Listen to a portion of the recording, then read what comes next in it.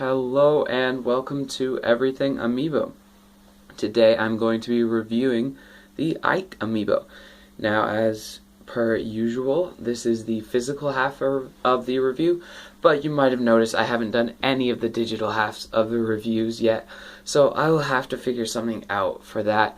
I don't have a capture card, unfortunately, so I don't have any footage of the digital side to pair with my review, so I'm not quite sure what I'm doing there. But I'm sure the physical half is the most important, of course. I can link to a compatibility chart if you guys want to know what Ike's compatible with. All he's compatible with is 2 games, which I'll talk about later, but I mean the rest of the Amiibo too. So let's start this review off with build quality. So let's take a little look at Ike here. Oh, stop that flashing, bad. So very similar to Samus. He's so sturdy, but he is sturdy everywhere. None of this rocking back and forth like Samus. He is just absolutely sturdy. I mean, he's Ike, so he should be, but man, he is like, you cannot move him. That's his body, so every part of his body is absolutely amazing. Now, the sword is not quite so good. It's straight out of the box. It's kind of at a funky angle here. You can see this whole side is not even straight. Come on, focus. So already it looks pretty bad, and then it bends back like this really easily. And because Ike's hand here is pushing down and the stand is pushing up, it bends into itself like this naturally. So it sort of goes misshapen and stays misshapen naturally. So that is a real shame, and it does bring his score down quite a bit. The little stand extra bit itself is actually, let's see if we can get some focus here. I guess that's okay. The stand itself is actually really nice. Again, like Samus's stand, it's very inconspicuous, just plain old gray color there to make it easy to miss. If you put them right here and you're not concentrating on the stand, you can barely see it. Even less so when he's at this angle here. So that's pretty good. Good use of the stand, but unfortunately it doesn't stand the sword up enough. Now, his little headband on his head, sorry about my destroyed thumb, I just keep getting loads of cuts on it in the same place. So complete aside there. His head thing is totally sturdy, which I did not expect. It's obviously made of the same plastic as, like, I'm trying to think of a parallel here, as Mario's Fireball, where it looks like it would be one of these less sturdy things like the sword, but it's totally not. And his cape is actually made of the same plastic as his whole body, which is awesome. It's so, like, the problem is I could pull this off, I could rip it off right now, but if I don't, or if it doesn't get plied off by something on accident, then it's going to stay in this shape forever. Like, it's not going to bend like this sword, and it's doing some pretty special stuff here. Like, it's coming all the way out, but it's totally sturdy. The good thing about these reviews is you can't really tell from the video what's what. You couldn't really tell the difference between this plastic and this one, but I'm telling you, this cape is awesome. So that's it for build quality, and now we're on to detail. Overall, it has pretty high detail like Link, so I'm not talking about how well it's done, but how much and how like little the detail goes. And overall, it's pretty well done too, so that's double bonus points.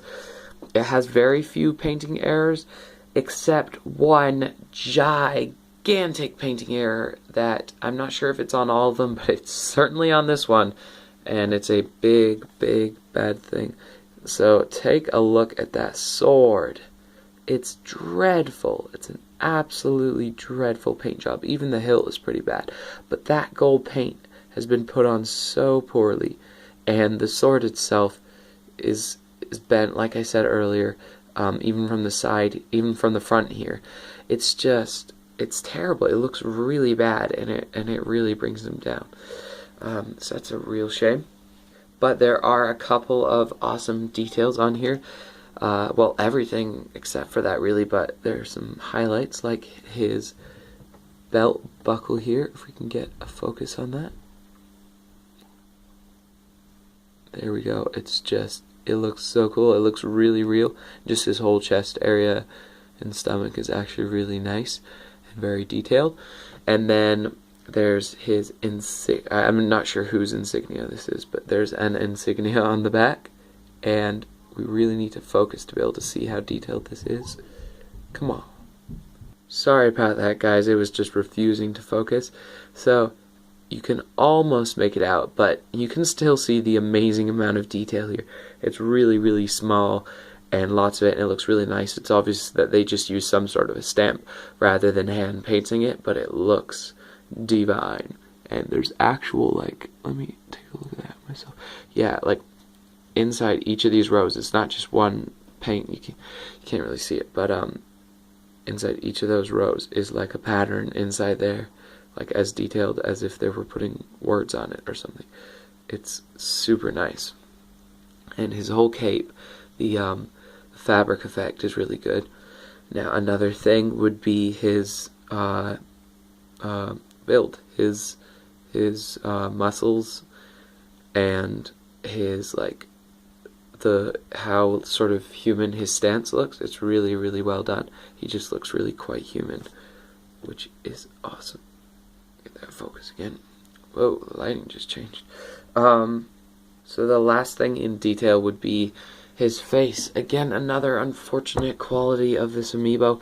It's the same face as Link and Ike and all those other, Link and Marth and all those other guys. It's just, it's really bad. They shrink the bottom of their heads so their hair is way too big for their head, which makes no sense. And then they barely put any detail on it. So that looks nothing like Ike's face. It looks a bit like Marth's face, but even Marth's is messed up when they put it on him. It just killed a lot of the cool, strong guy vibe from him, but luckily he's looking down, which I'm sure was on purpose, so you can't really see his face too much, so when just looking at it from this distance, it looks pretty awesome. So now we're on to the third part, which is character.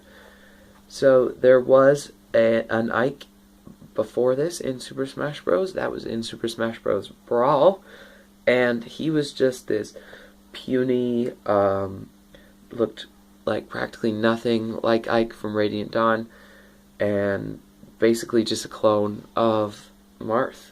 And he was just rubbish. I mean, not moves-wise, model-wise. And then they made the Super Smash Bros. 4 model, which is this amiibo's design, of course. And it just brings Ike totally much closer to his design in Radiant Dawn. I keep forgetting, is that what it's called? Yeah. But it brings him much closer to his design in Radiant Dawn. It like beefs him up so he looks much cooler and stronger in general anyway, even if it didn't look more like him. But yeah, it really feels more like Ike, which is awesome. The pose they gave him is also pretty cool. He really looks, he looks like what, I mean, I haven't played Radiant Dawn, but he looks like what Ike is like from Smash Bros. His sort of cool, confident, strong demeanor.